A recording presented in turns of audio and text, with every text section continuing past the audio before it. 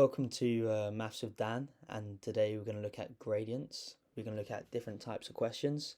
For example, if you have a line, to work out the gradient of that line, what to do if you're only given the coordinates, what to do if you're given the gradient and then you need to find the coordinates, and to just look at many different types of questions. I recommend that before each question you maybe pause it and see if you're able to do it yourself, and then go over it. For my private tutoring lessons, just go into the description and you'll see my email in the description below, and enjoy the rest of the video. In this first question we have a graph. These are some of the sort of first sort of questions you'd really get in an exam when it comes to finding the gradient. The formula for finding the gradient, so you're given a line, it says find the gradient of L. L is that line. You do the rise divided by the run. The rise is how high it is, the run is how it runs along the bottom. So you find a good point where it, for example, would cut the squares, so it's exact. So you can see how it's 3 high with the triangle I'm about to draw. So it's 1, 2, 3 divided by the run, which is across. It's from left to right, which is 1. So you have 3 high divided by 1 along. So you have 3 divided by 1, which is 3 as the answer.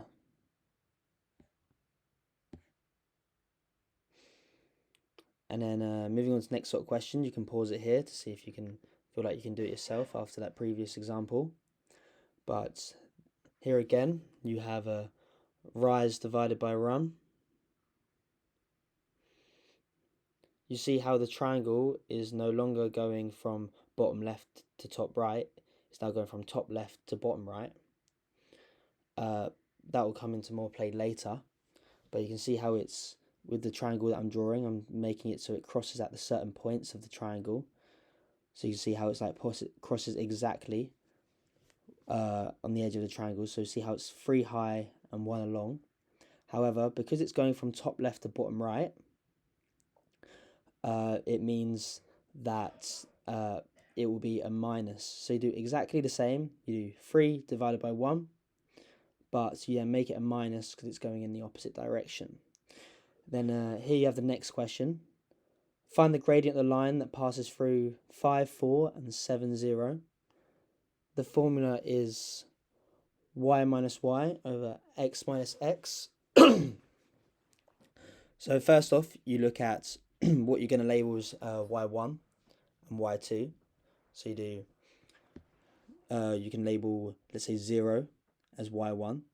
So you do, and 4 as y2. So you do 0 minus 4, so difference in y's, over 7 minus 5, difference in x's. So you're doing difference in y's over difference in x's. Remember, x is the value on the left of coordinates, y is the value on the right of coordinates. So 0 minus 4 over 7 minus 5 gives you minus 4 over 2, which gives you minus 2. This next question, you pause it here, have a go yourself. If not, I can go through it.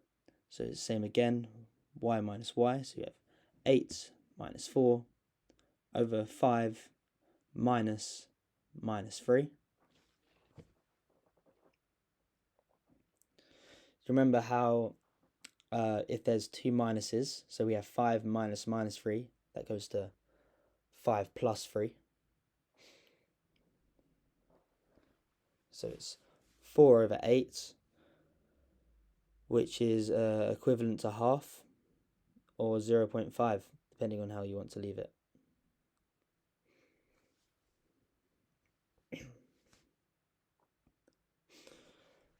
Okay, this is another one of the similar sort of questions we literally just went through. You guys could have a pause, go through it yourself.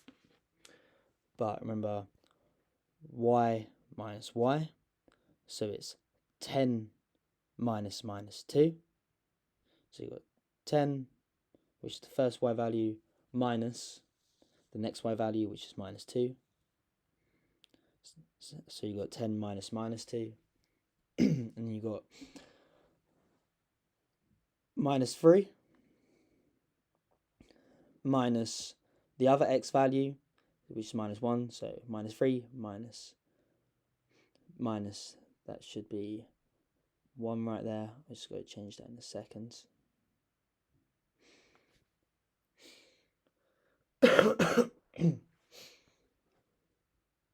So it's remember, minus makes a plus, so it's minus minus plus, so it's 10 plus 2, and I just need to change that 2 to a 1 because it's difference of the x values, so it's minus 3 minus 1, which is minus 3 plus 1. 10 plus 2 is 12. Minus 3 plus 1 is minus 2. 12 over minus 2 is minus 6.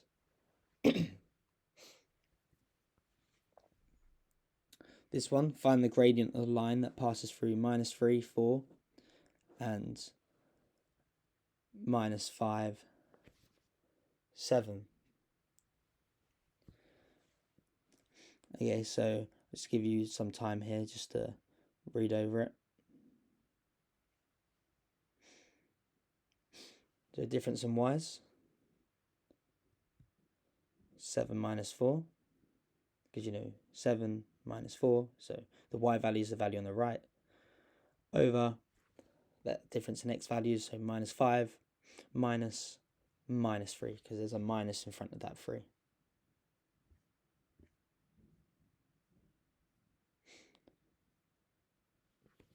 Which is minus 1.5. Now, this sort of question, the line AB passes through the points A, minus 3 and 4, and K, 12. However, we're already given the gradient. So you go back to this formula still, but now we're trying to find the gradient of this. So we're trying to do what we did before. So you do exactly like you did before.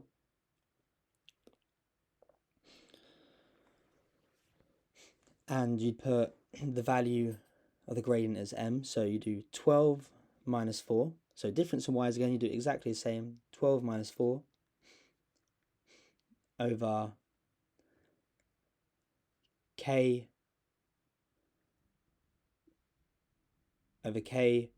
minus 3. I'll just make that easier so you can see that that's a 4.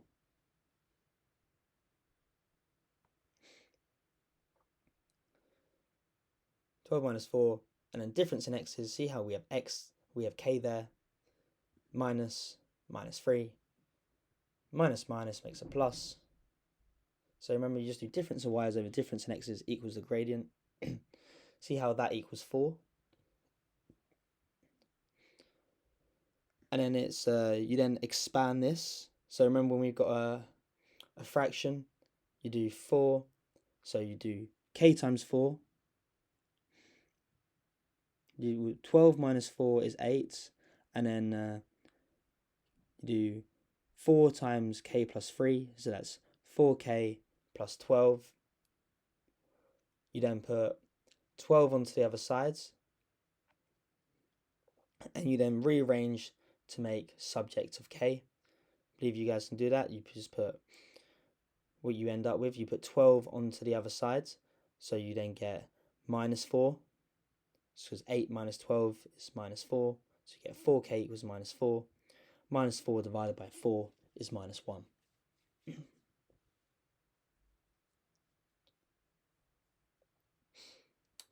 Then moving on, this is almost exactly the same as the previous one, so you could give it a pause, but it's the exact same. Y minus y, so 8 minus k over 4 minus 2.